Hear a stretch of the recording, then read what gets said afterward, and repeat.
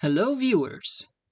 Do you own a Mercedes-Benz diesel from the 90s with the OM605 or 606 engines?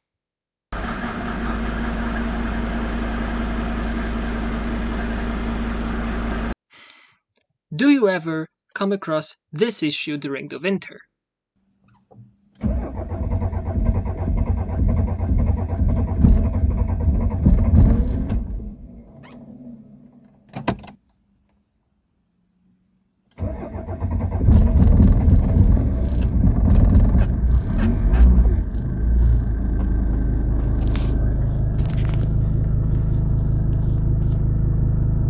Well, I have good news for you.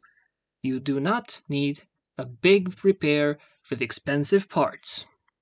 All you need is a few O-rings and 1.5 hours of your life. Your issue is old seals in the fuel system. Mainly in the electronic diesel controls shutoff valve, but also the clear fuel lines around the injection pump. Now, the electronic diesel control system replaced the cable and vacuum systems from the W124 and 201 and such old diesels. The shutoff valve, as the name suggests, shuts off the fuel for the engine before it would actually hit the injection pump. As you can see, the fuel starts out from the tank, goes through two heat exchangers, I don't know why there's two, goes through the pre-filter, and then enters the shutoff valve on its top hind port, exits the fuel shutoff valve on the bottom, and enters the lift pump. Up to this point, the fuel system is under vacuum. There is no electric fuel pump in the tank.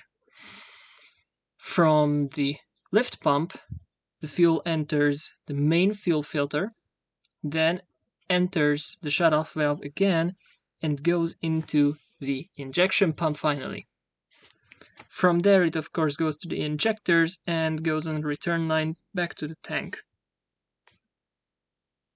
As you can see, there's a considerable amount of seals all throughout this system. The most important ones we are going to talk about today are that of the shutoff valve. The shutoff valve has two big O-rings inside and one that's facing the actual injection pump. Now, the symptoms of a leaky SOV or failing seals around the fuel system is that cold starts are difficult. During the winter, when the cooling diesel fuel contracts and slowly flows back into the tank, the failing seals allow air to be sucked through and into the fuel system. Then the car has to bleed all that air out in the morning. You don't have to be afraid of airlocking your diesel, but still, it's a killer on the starter and the battery, and on your hands too. A less obvious symptom, but it's good to look out for, it's air bubbles in the clear fuel lines. Now, if you have replaced your fuel lines with some kind of aftermarket stuff that isn't see-through, you won't be able to see that, but the factory fuel lines are transparent and you can see if there's any air bubbles in the fuel system. If there is, you can tell that somewhere along the line, probably on the vacuum side, air can enter. You may also notice that fuel leaks around the shutoff valve, drenches the injection pump and oil sump, the diesel. This is also a pretty good telltale sign. Also, if it's severe enough, these leaks can cause cutouts at high RPM scenarios, which is very bad if you're trying to overtake and your engine decides no. Now, access to the shutoff valve is relatively easy, but you do need to take some stuff off. First, you need to remove the intake pipe, the engine cover, and then the intake manifold. Be careful not to lose those seals. Also be careful not to rip one of the fuel return lines that is threaded through the intake manifold. Be careful. Then you need to disconnect the electric connector and the clear fuel lines from the valve. Some people confuse how this works. The horseshoe-shaped bits on the clips need to be pressed in towards the line to disengage the lock. It's a spreader type connection. If it's done correctly, you should be able to pull the connections straight off and you won't need to wiggle anything. The electric plug also just pulls straight off. Certain consoles might be in the way, remove them as necessary, but don't forget where they came from and which screws were theirs. The shut-off valve is held in by two screws. One is really obvious, the other is less so, but still. So one on the right side is the obvious one, with the big brass bushing, and the other one is behind the front upper port.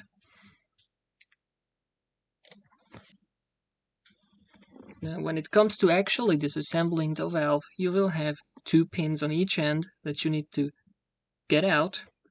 This is the shut-off valve, as it would sit on the injection pump.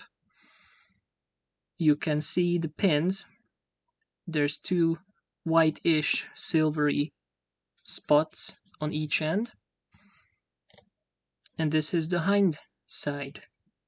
So this is the wide end of the pins. So they will come out this way and you will hammer them from the front. And then you can pry out the caps through the pinholes. And once they are out enough, you will find a recess on the actual caps that will help you get them out fully. You might be able to use a thin screwdriver to help you, or pretty much anything as long as you are careful not to damage the old plastic, because this is made of plastic. Both caps are the same, so you don't get to confuse them easily. Now, onto the rings. Each end cap has an O-ring on it, and there's the pipe connection towards the injection pump that also has one. Now, the inner rings are 25 millimeters of inner diameter and 3 millimeters of cross section, and the ring between the shut-off valve and the injection pump are 12 millimeters of internal diameter and 2.5 millimeters of cross section. The material has to be VITON for both, and also VITON for the line connections. VITON is important because it is heat resistance for up to 200 degrees Celsius and is also able to resist the biodiesel that you will most likely be fueling your car with.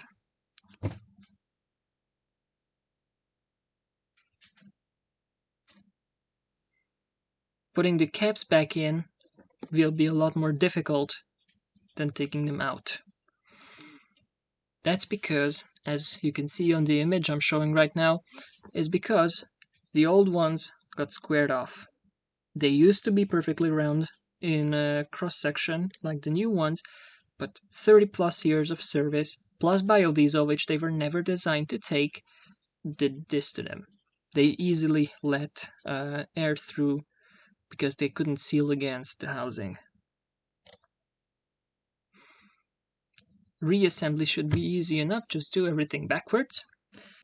Position the SOV back into its place on the injection pump and secure it. The pump housing is made of aluminum, so be careful not to strip the threads. You don't need to be too forceful with it. Then you will have to reconnect the clear fuel lines. You just pop them straight back on. And for the fuel lines you will need new O-rings probably, which are also made of VITON and are 8 millimeters of internal diameter and 2.5 millimeters of cross section. Plug back your electric connector. It's indexed so you cannot connect it wrong, and reinstall everything that's been removed previously. You can also replace your clear fuel lines if you see fit. They are considered old and unusable by the official standard if they are not light colored anymore. But I have seen many cars that are running with darkened purplish fuel lines, so you should be fine even if you don't.